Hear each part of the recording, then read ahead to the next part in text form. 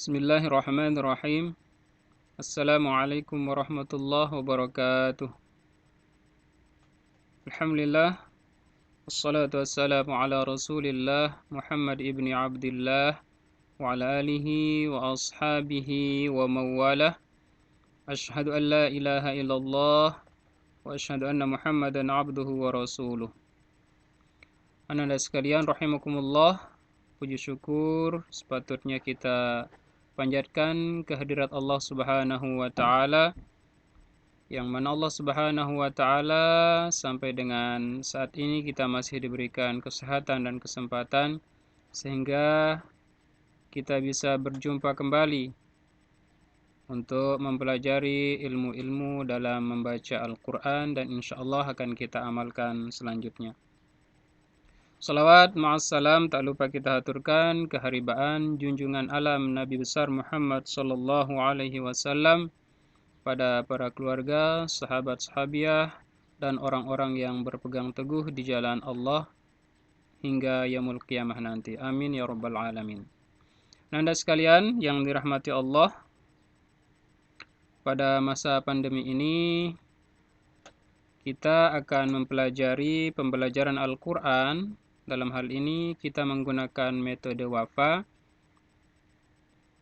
Insyaallah kita akan bahas beberapa hal yang cukup penting yang harus kita pelajari pada pembelajaran WAFA. Sebagaimana kita ketahui bahwa pembelajaran WAFA sendiri terdiri dari beberapa jilid, yaitu dari jilid 1 sampai 5, dilanjutkan dengan tahap gharib dan tajwid, dan juga tingkatan Al-Quran. Anda sekalian rahimakumullah, di sini Ustaz perlu perjelas sedikit apa saja bahasan-bahasan, apa saja materi-materi yang dibahas di setiap jilid. Di jilid 1 itu dibahas tentang huruf hijaiyah yang berharokat fathah, ya. Huruf hijaiyah berharokat fathah, yang semuanya itu dibaca pendek, ya, tidak ada bacaan panjang. Di jilid 2 itu ada harokat selain fathah, yaitu kasrah dan dummah, dan juga ada fathatain, dummatain, dan kasratain dikenalkan pada jilid 2. Selain itu, di jilid 2 juga dibahas atau diperkenalkan bacaan-bacaan panjang. Contoh,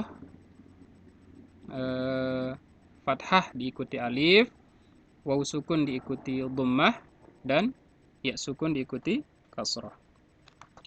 Di WAFA 3, di jilid 3, Anda sekalian, itu membahas tentang mim sukun dan lam. Kelompok-kelompok huruf jahar yang disukun. Aur contohnya ada al, al. Terus ada juga bacaan-bacaan sin sukun. As, is, us sebagai contoh.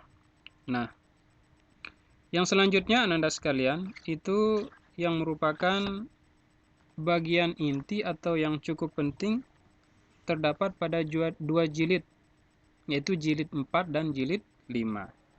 Di jilid 4 kita akan mempelajari atau dikenalkan bacaan-bacaan dengung. Ada nun tasydid, mim tasydid, dan juga bacaan-bacaan dengung yang lain. Seperti misalnya dalam ilmu tajwid itu ada bacaan idgham bi gunnah, ada ikhfa hakiki, dan lain-lain. Di WAFA 4 juga kita dikenalkan, anak-anak dikenalkan nanti bacaan fawatihus suwar, yaitu bagaimana cara membaca fawatihus suwar. Sebagai contoh misalnya Yasin, Hamim, dan beberapa contoh yang menjadi ayat pembuka surat. Selain itu, anak-anak sekalian, juga dikenalkan di WAFA 4 ini, yaitu bacaan-bacaan yang panjangnya 5-6 harokat, di mana mad tabi'i bertemu dengan hamzah. Nah, dalam ilmu tajwid itu disebut dengan mad jaiz munfasil ataupun mad wajib muttasil. Di jilid 5, Nanda sekalian, kita akan membahas di sini. Kalau di jilid 4 tadi dibahas tentang bacaan-bacaan yang sifatnya dengung, maka di jilid 5 itu kebalikannya. Beberapa bacaan-bacaan yang tidak dengung. Selain itu juga di sini di jilid 5 dikenalkan bagaimana cara berwakaf atau cara berhenti.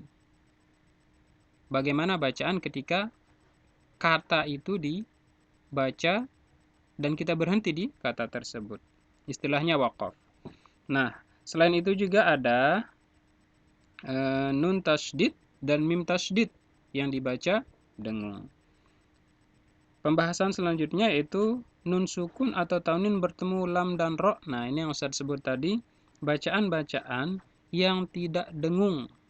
Kalau di wafa 4 itu dibaca dengung, istilahnya dalam ilmu tajwid yaitu idgham bi gunnah, maka di wafa 5 kebalikannya yaitu la gunnah, idgham bila gunnah. Di wafa 4 kita flashback sedikit tadi bahwa ada hukum nun sukun dan tanwin yang dibaca samar dan didengungkan. Nah, di wafa 5 itu kebalikannya, yaitu hukum-hukum nun sukun ataupun tanwin yang dibaca jelas, ya. Di antaranya nanti kita bahas yaitu bertemu dengan hamzah ha, kha, ain dan ghain ha. Nah, selain itu juga di wafa 5 dibahas bacaan-bacaan yang mantul seperti huruf-huruf baju di toko, jika sukun maka dibaca mantul. Nah, di wafa 5 terakhir dibahas yaitu terkait dengan tanda-tanda waqaf. Sebagai contoh ada shad lam, qaf lam, mu'anaqah dan lain-lain. Oke.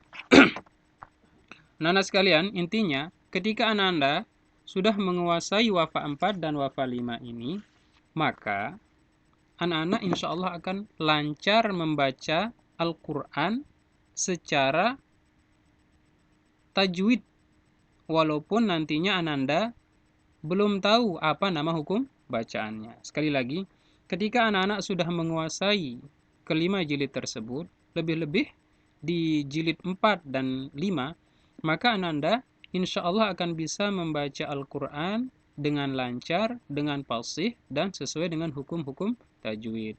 Walaupun nantinya tidak anak-anak tahu apa hukum bacaan dari setiap bacaan tersebut. Nah, setelah itu anak-anak, selesai anak-anak jilid 5, maka akan bertemu dengan tingkatan yang namanya gharib, anak-anak. Di gharib ya. Apa itu gharib? Nah, di gharib ini dibahas bacaan-bacaan yang agak berbeda dari bacaan-bacaan yang lainnya.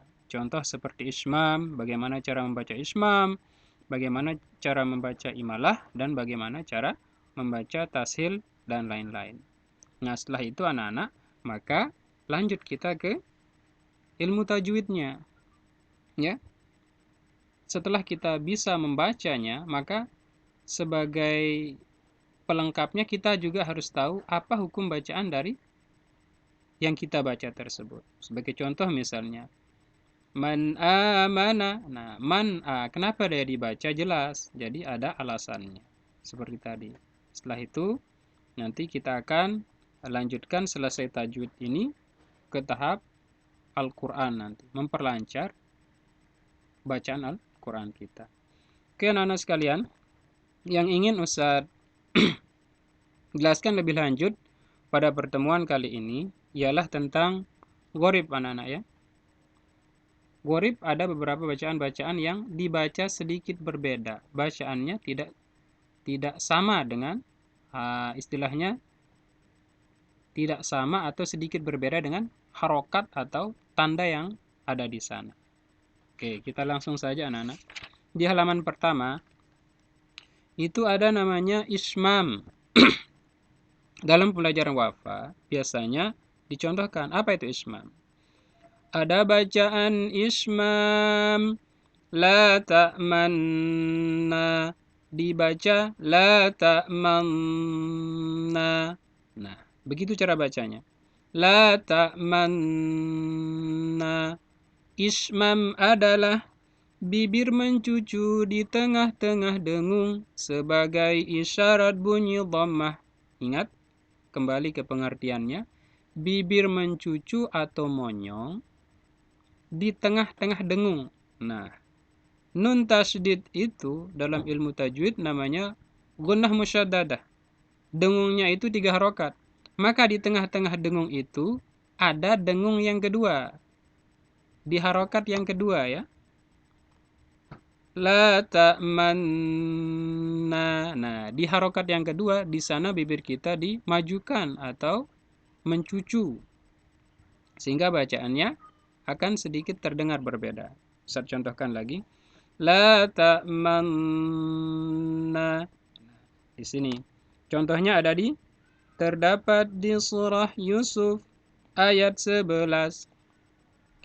Qalu ya abana ma laka la ta'manna ala Yusuf wa inna lahu lanasihun. Itu bacaan ismam.